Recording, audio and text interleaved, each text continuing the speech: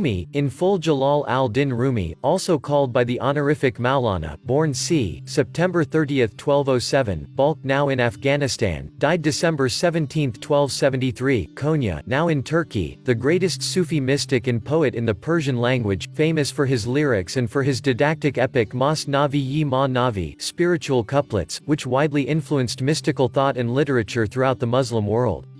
After his death, his disciples were organized as the Malawiya order. Rumi's use of Persian and Arabic in his poetry, in addition to some Turkish and less Greek, has resulted in his being claimed variously for Turkish literature and Persian literature, a reflection of the strength of his influence in Iran and Turkey.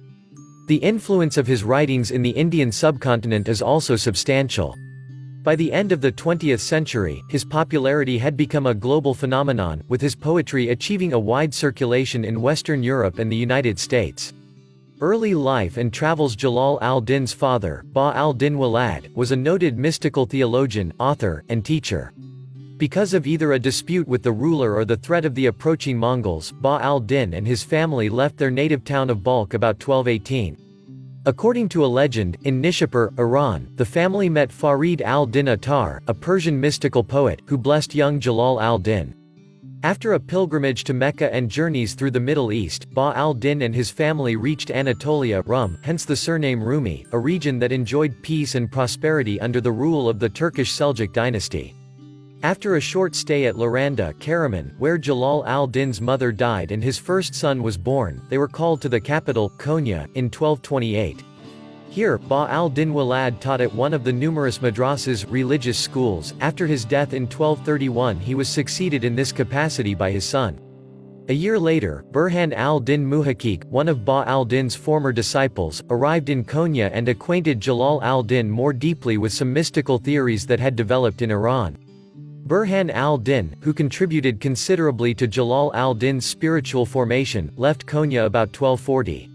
Jalal al-Din is said to have undertaken one or two journeys to Syria, unless his contacts with Syrian Sufi circles were already established before his family reached Anatolia. There he may have met Ibn al-Arabi, the leading Islamic theosophist whose interpreter and stepson, Sadr al-Din al-Kanawi, was Jalal al-Din's colleague and friend in Konya.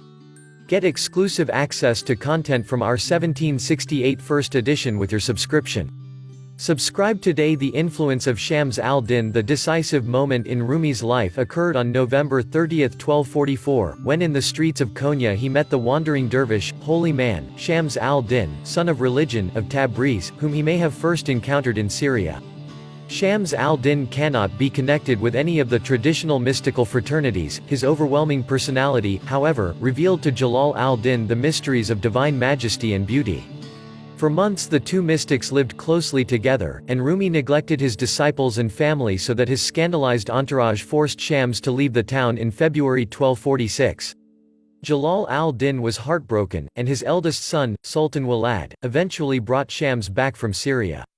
The family, however, could not tolerate the close relation of Jalal al-Din with his beloved, and one night in 1247 Shams disappeared forever. In the 20th century it was established that Shams was indeed murdered, not without the knowledge of Rumi's sons, who hurriedly buried him close to a well that is still extant in Konya. This experience of love, longing, and loss turned Rumi into a poet. His poems, ghazals, about 30,000 verses, and a large number of rabi'at, quatrains, reflect the different stages of his love, until, as his son writes, he found Shams in himself, radiant like the moon. The complete identification of lover and beloved is expressed by his inserting the name of Shams instead of his own pen name at the end of most of his lyrical poems. The Divan-e-Shams, the collected poetry of Shams, is a true translation of his experiences into poetry. Its language, however, never becomes lost in lofty spiritual heights or nebulous speculation. The fresh language, propelled by its strong rhythms, sometimes assumes forms close to popular verses. There would seem to be cause for the belief, expressed by chroniclers, that much of this poetry was composed in a state of ecstasy, induced by the music of the flute or the drum, the hammering of the goldsmiths, or the sound of the water mill in Merom, where Rumi used to go with his disciples to enjoy nature. He found in nature the reflection of the radiant beauty of the sun of religion and felt flowers and birds partaking in his love. He often accompanied his verses by a whirling dance, and many of his poems were composed to be sung in Sufi musical gatherings. A few years after Shams al-Din's death, Rumi experienced a similar rapture in his acquaintance with an illiterate goldsmith, Salah al-Din Zarqab. It is said that one day, hearing the sound of a hammer in front of Salah al-Din's shop in the bazaar of Konya, Rumi began his dance.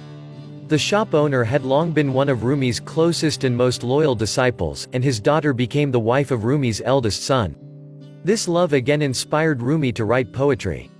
Manuscript illumination from the Mas-Navi-yi-Ma-Navi of Rumi, 1295–96, in the British Museum, Ms. OR. 7693, Full.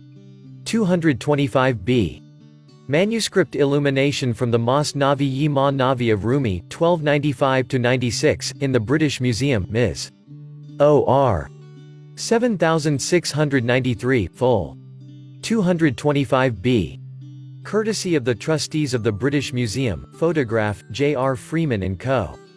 Limited. After Salah al-Din's death, Husam al-Din Chelebi became his spiritual love and deputy. Rumi's main work, the Mas-Navi-yi-Ma-Navi, was composed under his influence. Husam al-Din had asked him to follow the model of the poets Attar and Sanai, who had laid down mystical teachings in long poems, interspersed with anecdotes, fables, stories, proverbs, and allegories. Their works were widely read by the mystics and by Rumi's disciples. Rumi followed Husam al-Din's advice and composed nearly 26,000 couplets of the Mas-Navi during the following years.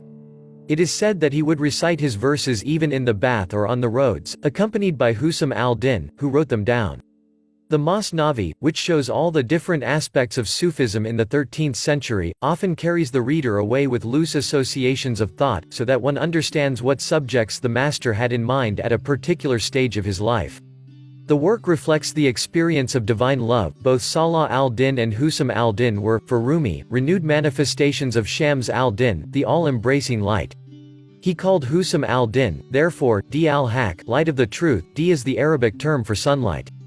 Rumi's use of Persian and Arabic in his poetry, in addition to some Turkish and less Greek, has resulted in his being claimed variously for Turkish literature and Persian literature, a reflection of the strength of his influence in Iran and Turkey.